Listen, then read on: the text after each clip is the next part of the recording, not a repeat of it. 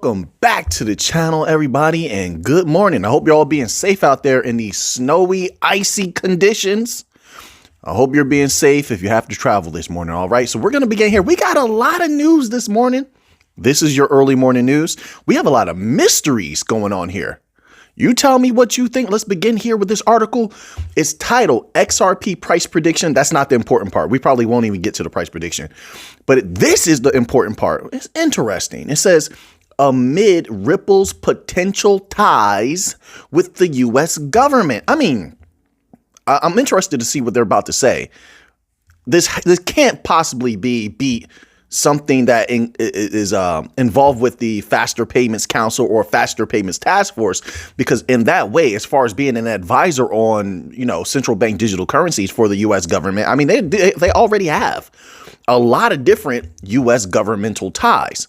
So let's read this little tidbit here and find out what they're talking about. It says, in an unexpected turn, Ripple has shared its possible status as a federal contractor or subcontractor. All right, how was that? It says, this revelation surfaced in a job opening. Oh, where the company required applicants to fill out a voluntary self-identification of disability form as mandated by law. In this context, a federal contractor / subcontractor is an entity entering into a contractual agreement with any U.S. government department or agency. And then they have like a clip of the actual little thing here of the job application. It says here, interestingly, the ongoing Ripple case provides. Oh, then they go into the case. Why would you jump from that interesting bit of information back to the SEC case? Oh, I see. OK, I'm getting ahead of myself. My apologies. I apologize. It says, interestingly, the ongoing Ripple case provides insight into the government's perspective on cryptocurrencies through the SEC. Are you sure about that? There is a lot of different viewpoints in the government right now, okay? This is why you have some pro-crypto bills floating around out there, although I haven't heard that they've gained ground. They are there. And then you have a lot of other people in the government that are vehemently, apparently, against cryptocurrencies, right? It says, the disclosure of Ripple's federal contractor or subcontractor status adds a surprising element to the situation. That's if... See, now they're starting to speak as if this is a 100% guarantee. This is factual. There's no other alternatives. And I just don't take it like that. I just don't. That's if this is the case and what that really alludes to. Right. I'll wait to hear it from Ripple 100%. But that is very interesting that they would have that. All right. So now let's move on to another article here. All right. If you like this type of content, you like early morning videos, please smash that like button. And if you haven't already, joined the family and smash that subscribe button. And I heard everybody's comments yesterday about the shoveling, the snow. I think old man Crypto told me lay some tarps down. I might try that. Someone else told me that shoveling is actually bad for the heart. I saw a lot of comments. I appreciate all of them. And I'm a learner. All right. I never put myself too high in life where I can't learn from people. So I will be trying some of your techniques. All right. So I just wanted to let the people know that, we kind of operate like a family over here. Now, this article here is titled, "It's a Certainty," quote unquote. Ripple CEO Brad Garlinghouse says about other crypto assets getting spot ETFs just like Bitcoin. I told you that. Bitcoin kicked the door open. It's not, and it's the ETF itself, in my opinion, the ETF itself is not the focus. It's the legitimization that it brings. It's the doorways to the traditional financial system's minds and pockets that matter when it helps them get used to dealing with crypto. And there's a big difference when you're talking ETFs and you're dealing with ETFs, you're putting in your fiat to make more fiat, versus when you hold the asset itself. There's a big difference. In my humble opinion, you could disagree with that. So, but it gets them used to dealing with crypto. There's a lot of money on the side that never wanted to touch crypto. They don't want to be involved directly, but this can condition them so that they can step in directly. It will bring their money to crypto in a variety of different ways. You got to think big vision, big picture stuff here. All right. So that's how I look at the ETFs. All right. So let's read this little There's a little tidbit here of what Garlinghouse is saying. The chief executive officer of Ripple Labs is certain that other cryptos will follow in Bitcoin's footsteps, which obviously, in my humble opinion, he's talking about XRP. There's a big difference between a Bitcoin XRP and I said a Bitcoin XRP, between a Bitcoin ETF and an XRP ETF. And it involves the main interest behind those two cryptos. Bitcoin, the retail people feel like it's the people's coin. That's something that they wanted to control, even though now they're in a battle. As you see, that struggle, I told you, I feel like they're trying to control Bitcoin. They're trying to bring the people to heel and show them through the ETF who is in charge, right? But it could go up gradually. But anyway, but with XRP, the banks were always there. The banks were always the intended target. Yes, retail can use it, but it was literally made to be like the Bitcoin for banks. Whether it does that or not, I don't know. We're gonna find out. But the way that they're going to deal with those two different types of ETFs is dramatically different. But anyway, I'm pretty sure he's talking about XRP, but also he got to include other stuff, because if Bitcoin has one, Ethereum probably can get one, depending on, there's some information out about Ethereum now I'm keeping my eye on. I'm telling you, if you go to that members only section, take a look at one of those posts that I made, one of those articles. All right. So I'm keeping my eye on Ethereum. I'll just leave it at that. But XRP would be able to get one, in my opinion. XLM has great ties, great relationship with the U.S. government. I don't know why they wouldn't be on the table. So I'm just, that's my thoughts, my humble thoughts. It says, in a new interview with CNBC, Ripple CEO Brad Garlinghouse says the possibility of an Ethereum, ETH, and others ETF is a, quote, certainty, unquote. I agree with that. He says, quote, it's a certainty. I'm not going to put a horizon on the time, but I think there will be other ETFs for sure. There will be other ETFs for sure. Why did he repeat that twice? I don't know. He's just having a conversation. So that occurs. That happens. All right. So now let's move on here. We have more mysteries. So first, they drop on us the mystery of the possibility of Ripple being a governmental contractor, right? A federal contractor. And then now they drop on us this other mystery. There's a lot of mysteries going around. You guys tell me what you think. So this one here, this article is titled Abnormal XRP Transfers Continue. I wonder what this is about. It says, with a mysterious 443 million XRP move. What do you think this could be? See, these articles are interesting, but I'll be quite honest with you. Some of your comments are way more informative and interesting than a lot of these articles. I tell you, there's a lot of people that are very knowledgeable out there. And you have a lot of interesting ideas as well. Don't let anybody tell you different, because I enjoy reading a lot of those comments. So anyway, it says here, in the latest development concerning XRP, a transfer of 443 million XRP occurred between two wallets, marking another chapter in the series of unusual transactions involving the cryptocurrency. The transfer, valued at $254 million based on XRP's current price of 57 cents, transpired just over an hour ago, as reported by Whale Alert, prompting attention and speculation within the cryptocurrency community. This is one of the few times they actually didn't attach what people are saying about it. So I have no idea what people are thinking that this is or what's going on with it, but that's very interesting in my humble opinion. There's a bright future for XRP.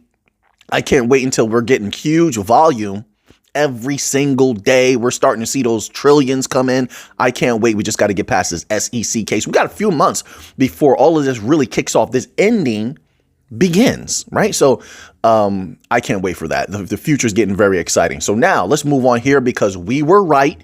Now others are starting to come out and talk about it. But here on this channel, we were some of the earliest to talk about this, because I've been speaking on this for about 2 months now, right? And the article is titled, How the Elite Control Bitcoin Via ETFs.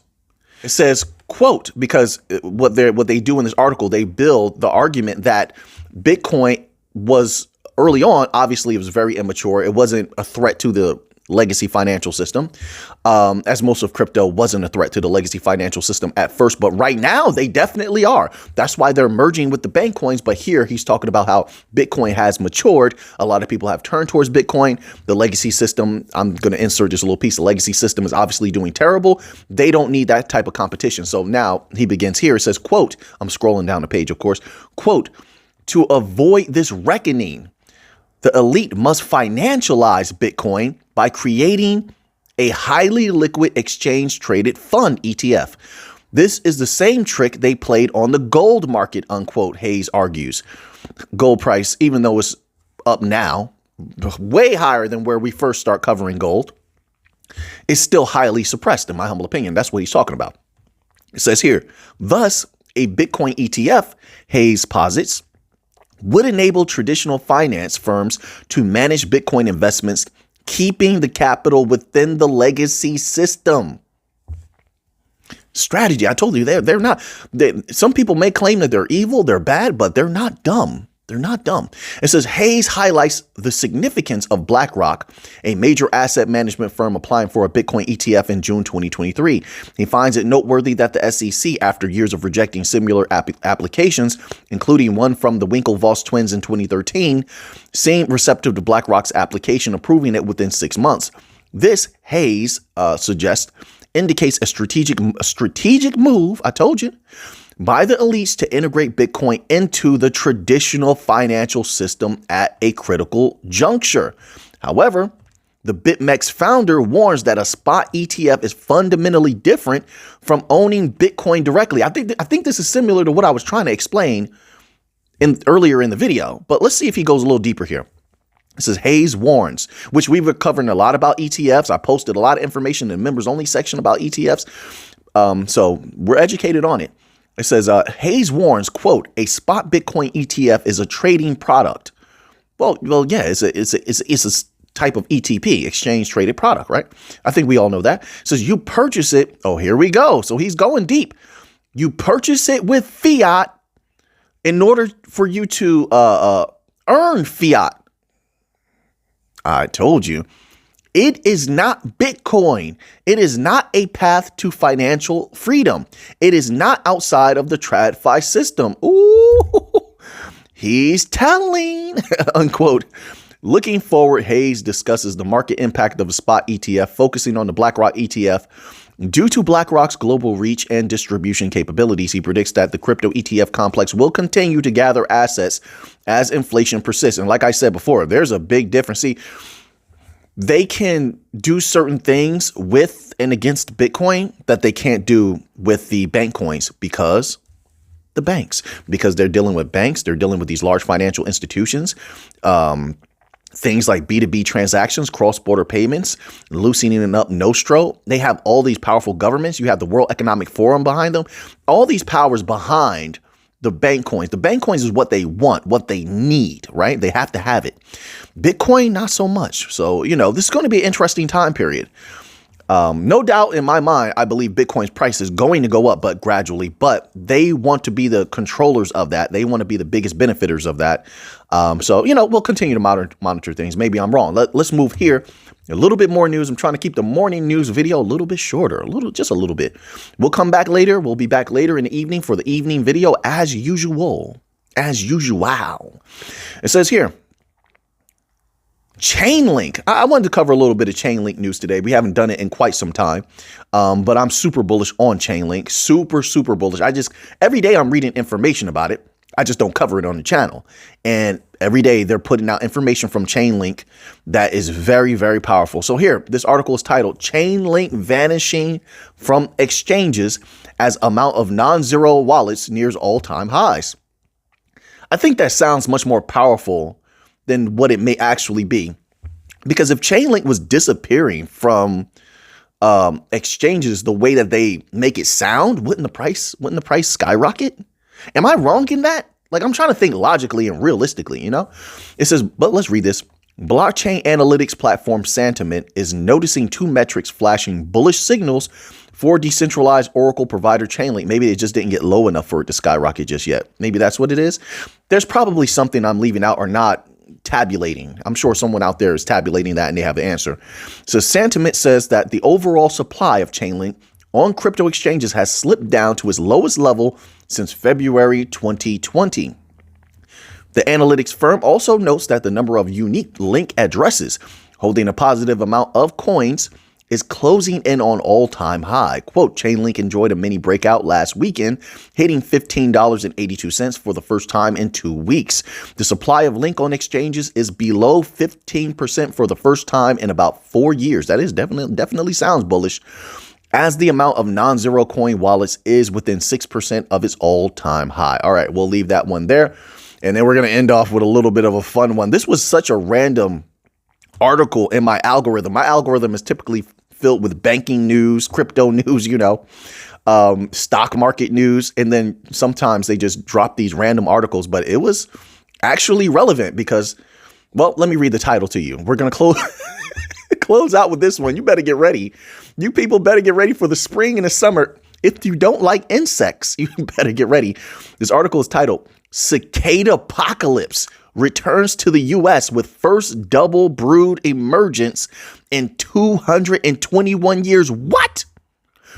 Now, it was maybe about, what was it, 7 or 8? I don't know. Maybe it's 10 years ago. I don't know. Somewhere within this last decade, there was a point where there was a massive amount of cicadas. I'm talking about everywhere, folks. They was fully covering my driveway, covering my door, covering my steps. You couldn't drive down the street without crushing millions of cicadas. They were everywhere. And I'll tell you this, in my area, they're beautiful. The cicadas are beautiful, but they're huge. I'm not a little guy. These cicadas were big. But the colors were beautiful and they're noisy. Oh, my word. So you mean to tell me I need to see what area this is going to happen in? Is this just across the board? Does their emergence happen across the board? It's going to be interesting, but it's going to be problematic for sure. They're all over the trees. So periodical cicadas don't emerge often. Once every 13 or 17 years. Well, I'll add in, I did some research last year. There is a certain type of cicada that comes out like every 2 years. And I did the research because on my trees outside on my lawn, I started noticing their bodies stuck to the tree. I said, wait a minute, it's not time for them to come out yet. And I got up closer, I examined it, and they were cicada shells. So, and I did some research and I found that there are smaller cycles for certain types of cicadas. I didn't know there were different types, but there are. But anyway, let's go here. It says once every 13 or 17 years to be precise. And when they do arrive in their millions and even billions, told you it was a lot last time. This year, fate has aligned so that two broods will emerge from the ground, marking the first time this has happened in over 2 centuries. The numbers might seem random, but there's method to the madness. I don't know about that. We'll leave off there, folks. Does anybody know how to keep cicadas away? Is there like cicada repellent or something? I don't know. You guys let me know. There's a lot of people that are well versed in life out there. They have all types of solutions. And I love to read them in the comment section. So now that you have that information, what are you going to do with it? I know what I'm going to do with it. So until next time, folks, let's get to. You thought I glitched right there. But I didn't. Gotcha. The money.